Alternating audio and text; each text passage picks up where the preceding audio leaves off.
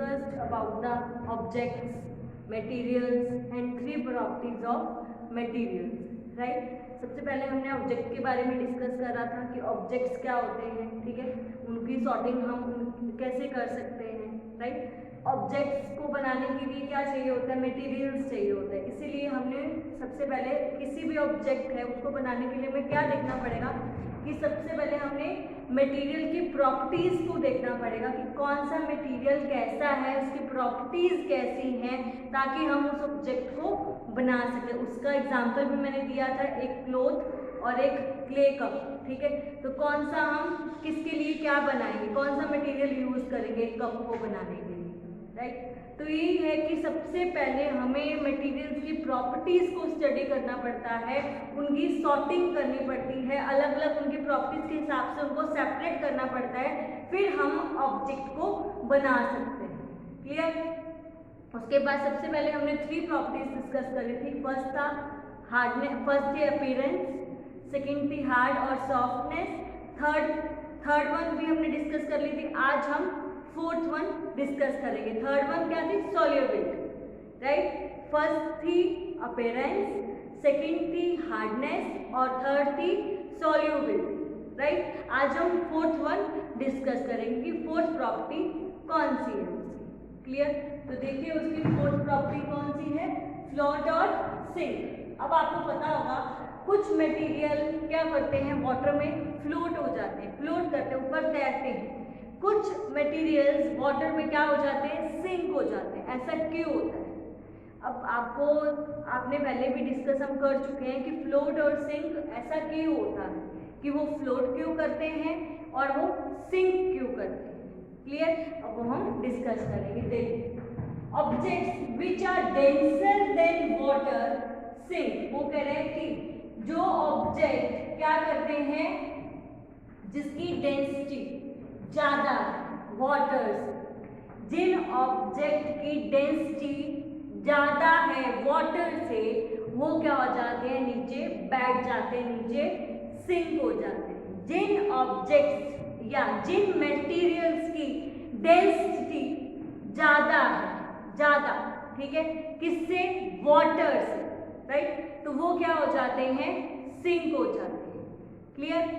जिन object या material की density कम होती है वाटर से, लेस देन वाटर, वाटर से कम होती है उसकी डेंसिटी, तो वो क्या हो जाते हैं, ऊपर फ्लोट करते हैं। क्लियर?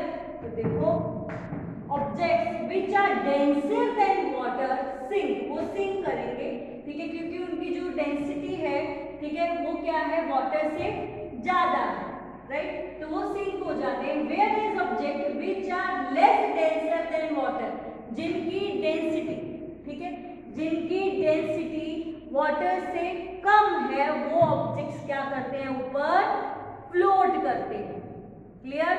समझ में आया? जिनकी ज्यादा है वाटर से डेंसिटी, वो सिंक हो जाते हैं। जिन ऑब्जेक्ट्स की डेंसिटी कम है वाटर से, वो क्या करते हैं, फ्लोट करते हैं। क्लियर? तो अब इसमें कौन कौन से हैं, फ्लोट इन वाटर। अब आपने देखा होगा जो प्लास्टिक बॉटल्स होती हैं, किसी रिवर में जाओ, जब आप प्लास्टिक बॉटल फेंक के देखना, तो वो प्लास्टिक बॉटल फ्लोट करेगी, क्योंकि उसकी डेंसिटी वाटर से कम है, जिसके कारण वो ऊपर क्या कर रही है, फ्लोट कर रही है। क्लियर? फिर उसके बाद रबर बॉल है, रबर की जो बॉल आती है वो भी क्या करती है, फ्लोट करती है। फिर उसके बाद पेपर बोट क्या करती हैं, जो पेपर की बॉल्स होती हैं वो भी क्या करती हैं, ऊपर फ्लोट करती हैं। जो हमारे लीव्स हैं, पत्ते हैं, वो भी क्या करते हैं, फ्लोट करते हैं। फिर उसके बाद बैलून, जो बैलून होगा वो भी क्या करेगा, फ्लोट करेगा। क्लियर? समझ में आ गया कि फ्लोट कौन कौन से करते हैं ऑब्जेक्ट्स। अब सिंक कौन कौन से करते हैं, जैसे सैंड है, स्टोन है, कॉइन्स है, वो क्या हो जाते हैं, पानी के नीचे बैठ जाते हैं, क्योंकि उनकी डेंसिटी ज्यादा है वाटर से, इसी कारण से वो पानी के नीचे क्या हो जाते हैं, सिंक हो जाते हैं। क्लियर? इतना आपको क्लियर हुआ कि क्या हो रहा है, फ्लोट इन वाटर में क्या आता है, सिंक इन वाटर में क्या आता है, कौन से मटेरियल फ्लोट करते हैं और कौन से मटेरियल सिंक करते हैं। इतना आपको याद रखना है, जिनकी डेंसिटी कम होगी वो फ्लोट करेंगे वाटर, जिनकी डेंसिटी वाटर से कम होगी वो फ्लोट करेंगे, जिनकी डेंसिटी वाटर से ज़्यादा होगी वो क्या करेंगे, ऑब्जेक्ट्स नीचे बैठ जाएंगे। उसकी एग्जांपल पता है, जिनकी ज़्यादा है सैंड है, क्ले है, सैंड है, कॉइन है, राइट, स्टोन्स है, ये क्या है मेरे, ये ऑब्जेक्ट्स की डेंसिटी ज़्यादा है वाटर से, इसलिए वो नीचे बैठ रहे हैं। और फ्लोट वाले आपको पता ही है, मैंने आपको बता दी, क्लियर। अब उसके बाद जो मेरा नेक्स्ट है ट्रांसपेरेंट मटेरियल, ट्रांसपेरेंसी। ट्रांसपेरेंसी क्या होता है, जो मटेरियल्स होते हैं वो 3 तरह के होते हैं। ट्रांसपेरेंसी मीन्स जो मटेरियल है वो 3 टाइप्स के होते हैं, ट्रांसपेरेंट, ऑब्जेक्ट और ट्रांसल्यूसेंट। कौन से, ट्रांसपेरेंसी में कौन से 3 तरह के मटेरियल हैं, ट्रांसपेरेंट, ओपेक और ट्रांसल्यूसेंट। ये सब आपको आपने 11th चैप्टर में डिस्कस भी हमने करा था। ट्रांसपेरेंट ऑब्जेक्ट्स कौन कौन से होते हैं, ओपेक ऑब्जेक्ट कौन कौन से होते हैं और ट्रांसल्यूसेंट कौन कौन से होते हैं, क्लियर। ये 3 तरह के मटेरियल होते हैं, तो इनकी अपनी क्वालिटी के अकॉर्डिंग हम इनसे अपना मटेरियल ऑब्जेक्ट बनाते हैं, राइट। वो कैसे होता है वो मैं आपको बताती हूँ।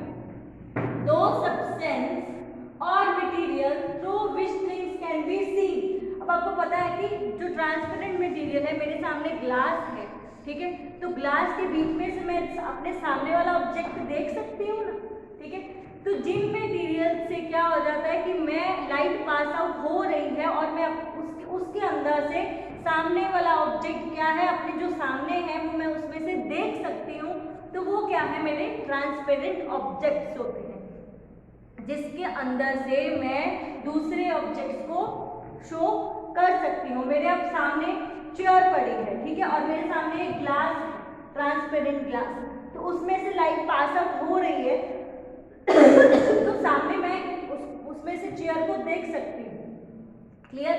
तो वो मेरा क्या है, ट्रांसपेरेंट ऑब्जेक्ट्स है, जिससे मैं कोई भी थिंग्स को देख सकती हूँ, जिसके बीच में से मैं कोई भी थिंग्स को देख सकती हूँ, क्लियर। वो कौन से हैं, ट्रांसपेरेंट। ये तो आपको अभी ही आपने पढ़ा था लास्ट सेम में, लास्ट essay 1 में। अब तो आपको याद ही होगा ट्रांसपेरेंट में क्या आता है। ये दो सब्सटेंसेस और material through which things can be scene, जिसके थ्रू हम थिंग्स को क्या कर सकते हैं, देख सकते हैं, और कॉल्ड ट्रांसपेरेंट, ठीक है। जैसे ग्लास है, वाटर है, राइट। कुछ मटेरियल्स भी, कुछ प्लास्टिक्स भी ऐसे आते हैं जो ट्रांसपेरेंट होते हैं, क्लियर। अब मेरा है ओपेक ऑब्जेक्ट। ओपेक में जो अपने में से लाइट को पास आउट नहीं होने देते और उसमें से हम कोई भी मटेरियल को, कोई भी सामने वाली थिंग को नहीं देख सकते। और मैं अपने आगे एक बुक को रख दूँ या कोई कार्डबोर्ड को रख दूँ, तो उसके सामने मेरे कैमरा है, तो मैं उसको देख पाऊंगी, नहीं देख पाऊंगी, क्योंकि क्या है, उसमें से लाइट पास आउट नहीं हो रही है और उसके सामने से क्या है वो मैं नहीं देख पाऊंगी, क्लियर। ओपेक ऑब्जेक्ट ऐसे होते हैं जिसमें से मैं सामने वाली थिंग को नहीं देख सकती, क्लियर। मैं अपने आगे एक बुक को रख देती हूँ और मैं सामने देखना चाहती हूँ कि क्या है मेरे सामने, मैं नहीं देख पाऊंगी, क्योंकि वो जो बुक है वो क्या है, ओपेक ऑब्जेक्ट है, उसके सामने क्या है वो मेरे को पता नहीं चलेगा, क्योंकि उसमें से लाइट पास आउट नहीं हो रही, clear. Material through which are not able to see are called opaque object, जिसमें से हम दूसरे ऑब्जेक्ट को सामने से नहीं देख सकते हैं, which are not able to see, right. तो वो कौन से ऑब्जेक्ट हैं, ओपेक ऑब्जेक्ट हैं। जैसे वुड है, कार्डबोर्ड है, आपकी बुक है, वो सब क्या है, ओपेक ऑब्जेक्ट्स है, क्लियर। अब मेरा है ट्रांसल्यूसेंट, ऐसा मटेरियल जिसमें से आप पार्शियली देख सकते हो, कुछ पार्ट धुंधला आप पूरा क्लैरिटी में नहीं देख सकते, पर धुंधला देख सकते हो, जिसके बीच में से कि सामने क्या है, वो पूरा क्लियर नहीं आपको दिखाई देगा। जैसे ट्रांसपेरेंट होता है कि सामने वाला ऑब्जेक्ट उसके बीच में से पूरा क्लियर दिखाई देता है, उसमें ऐसा नहीं होगा। उसमें क्या होगा, उसमें थोड़ा धुंधला दिखाई देता है, पार्शियली दिखाई देता है, क्लियर। अब आप कोई भी पेपर लेना, उस पर ऑयल लगा दो, ऑयल लग जाता है, तो आप देखोगे ऑयल वाला जो पेपर से आप अच्छे से सामने नहीं देख सकते। या फिर बटर पेपर जो आता है बटर पेपर तो सब में देखा ही होगा, जो केक बनाने में भी हम यूज करते हैं, उसको सामने देखना, तो आप जो उसके पीछे है, उसके सामने दूसरी साइड है, उसको वो ऑब्जेक्ट को क्लियरली आप उसको नहीं देख सकते उसमें से। क्लियर? मैं अपने सामने बटर पेपर रख देती हूँ, अब मेरे को देखना है कि मेरे पीछे सामने क्या है, ठीक है, कैमरा है, तो मैं उसमें मेरे को धुंधला दिखाई देगा, दिखाई तो देगा पर धुंधला दिखाई देगा, पूरा क्लैरिटी में वो मेरे को नहीं दिखाई देगा। तो वो कौन से ऑब्जेक्ट्स होते हैं? ट्रांसल्यूसेंट होते हैं। Clear? The material through which object can be seen but not clearly, दिखाई तो देता है but not clearly, are known as a translucent. Right? वो मैंने आपको एग्जाम्पल भी बताया, बटर पेपर, ऑयली पेज, इसके एग्जाम्पल। क्लियर? अब आपने ये मटेरियल के बारे में पता चल गया कि मटेरियल की ट्रांसपेरेंसी में कि किन किन तरह के मटेरियल होते हैं। अब उनके ये उसकी प्रॉपर्टी है ये, राइट? उसकी प्रॉपर्टी के अकॉर्डिंग ही आप ऑब्जेक्ट बनाते हो। अब मैं अपने घर में जो विंडो बनाती हूँ, विंडो मेरा एक ऑब्जेक्ट है, विंडो बना रही हूँ, उसमें मैं ट्रांसपेरेंट ग्लास यूज क्यों करती हूँ? जो मैं अपने घर में विंडो बनाती हूँ उसमें मैं ट्रांसपेरेंट ग्लास का यूज क्यों कर रही हूँ? ताकि मैं यदि अपने घर के अंदर बैठी हूँ और मेरे घर के बाहर जो क्या हो रहा है उसको देखने के लिए मैं क्या करूँगी? उसमें ट्रांसपेरेंट ग्लास का यूज करूँगी, ताकि मैं अपने घर के अंदर से ही बाहर का जो भी है वो सीन देख सकूँ।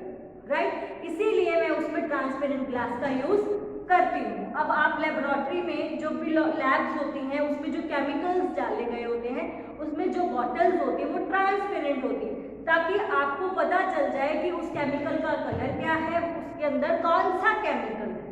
क्लियर? अब आप घर में ही हम जो भी अपने दालें भरने के लिए या अपने स्पाइसेस को रखने के लिए, मसालों को रखने के लिए ट्रांसपेरेंट ग्लास की कांच की बर्नियाँ यूज करते हैं, बर्नर्स यूज करते हैं। क्यों ऐसा करते हैं? ताकि हमें मेरे को बाहर से ही पता चल जाए कि इसमें कौन सा स्पाइस है, मेरे को ईजी कर अपने कन्वीनियंट के लिए।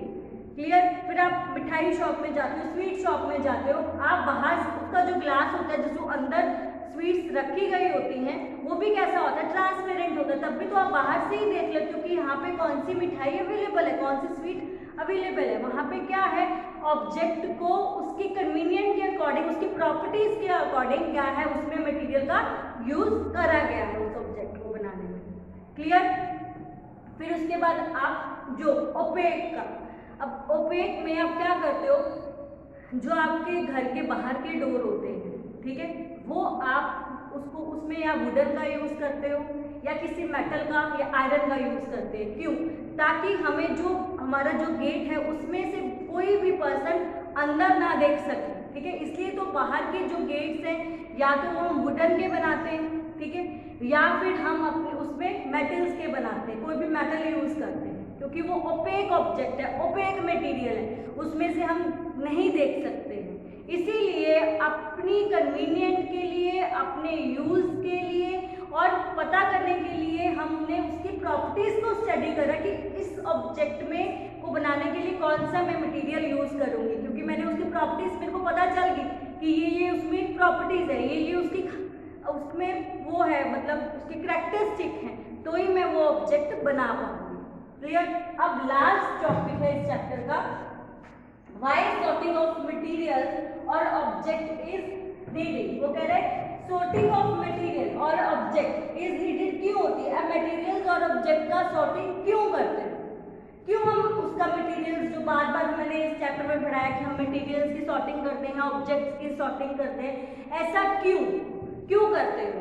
अपनी कन्वीनियंट के लिए, ठीक है, ताकि हम उसमें जो उस मटेरियल में प्रॉपर्टीज हैं, ठीक है, या उसके जो पैटर्न्स हैं, अच्छे से हम उसको स्टडी कर सके, अच्छे से हमें उसका पता चल जाएगा। यदि सारी थिंग्स, सारे मटेरियल इकट्ठे कर दे तो आप उसकी प्रॉपर्टीज को स्टडी कर पाओगे अच्छे से? मेरे को पता ही नहीं चलेगा कि उसके अंदर कौन सी प्रॉपर्टी है या उसके अंदर कौन सा पैटर्न यूज कर रहा है। उसके पैटर्न को मैं अच्छे से, उस प्रॉपर्टी के पैटर्न को ही मैं स्टडी नहीं कर पाऊंगी। ठीक है, इसका एग्जाम्पल भी मैं आपको बताती हूँ। अब लाइब्रेरी में जाते हो, ठीक है, लाइब्रेरी तो सबने देखी होगी। अब वहाँ पे जो बुक्स होती हैं, ठीक है, अलग अलग उसके सेक्शन बनाए होते हैं, जैसे 6th क्लास की बुक्स अलग, 7th की अलग, 8th की अलग, और 6th क्लास में भी जैसे साइंस की बुक्स अलग, मैथ्स की बुक्स अलग, उनको अलग अलग पैटर्न्स दिए गए होते हैं, ठीक है। इस पैटर्न में ये साइंस की बुक है, इस पैटर्न में एसएस की बुक है, ताकि वहाँ पे कन्वीनियंटली पता चल जाए। इकट्ठी कर देंगे तो आप ढूंढ पाओगे, आपको पता ही नहीं चलेगा कहाँ पे कौन सी बुक पढ़ी है, कौन सी 6th की है, कौन सी 7th की, कौन सी 8th की, कौन सी एसएस की है, कौन सी साइंस की है, कुछ आपको पता ही नहीं चलेगा। इसीलिए उनको सॉर्टिंग करा जाता है, उनकी सेपरेशन करी जाती है अपने कन्वीनियंट के लिए। क्यों? ताकि हम उसके पैटर्न्स को और उसकी प्रॉपर्टीज को अच्छे से स्टडी कर सकें। क्लियर? तो वही उसने बताया है कि dividing material in groups make it convenient. क्यों कन्वीनियंट होता है? टू स्टडी द प्रॉपर्टीज, ताकि हम उसमें की जो प्रॉपर्टीज है, उस मटेरियल की जो प्रॉपर्टीज है वो हम अच्छे से स्टडी कर पाए। To observe any pattern in this property, और जो पैटर्न्स हैं, ठीक है, अलग अलग पैटर्न्स होंगे उस प्रॉपर्टी में, तो वो भी हम उसको ऑब्जर्व कर पाए, उसको देख पाए, राइट। यदि उसमें कोई पैटर्न ही नहीं करे होगा, ठीक है, अलग अलग ही नहीं करा गया होगा, तो उसके पैटर्न्स को भी हम देख ही नहीं पाएंगे, ऑब्जर्व ही नहीं कर पाएंगे। क्लियर? अब आप कोई भी मॉल में जाते हो, डी मार्ट में जाते हो, राइट, उसमें यदि सब चीजें इकट्ठा करके रख दे तो कुछ ढूंढ पाओगे? क्योंकि आपको उसकी प्रॉपर्टीज को स्टडी नहीं कर पाओगे, ठीक है, उसके पैटर्न्स को ही नहीं स्टडी कर पाओगे, सब चीजें एक जैसी होगी। इसीलिए उनको सेक्शन वाइज करा गया होता है। जैसे फ्रूट्स हैं वो अलग होते हैं, वेजिटेबल्स अलग होते हैं, पल्सेस अलग हैं, राइट, फिर तुम्हारे बिस्किट्स अलग होते हैं। ये सब क्या है? अलग अलग उनका सेक्शन में डिवाइड करा गया है, ताकि आप उसकी जो प्रॉपर्टीज को अच्छे से देख सको और उसकी जो पैटर्न्स है प्रॉपर्टीज के, उसको अच्छे से ऑब्जर्व कर सको। क्लियर? यहाँ पे मेरा चैप्टर क्या है, ये फिनिश्ड हो गया। बहुत इजी चैप्टर है, सिर्फ सेपरेशन ही तो करी है हमने, ठीक है, मटेरियल और ऑब्जेक्ट्स की सेपरेशन ही तो करी है इस चैप्टर में। बहुत इजी चैप्टर है, अच्छे से आप इसको कर सकते हैं। क्लियर?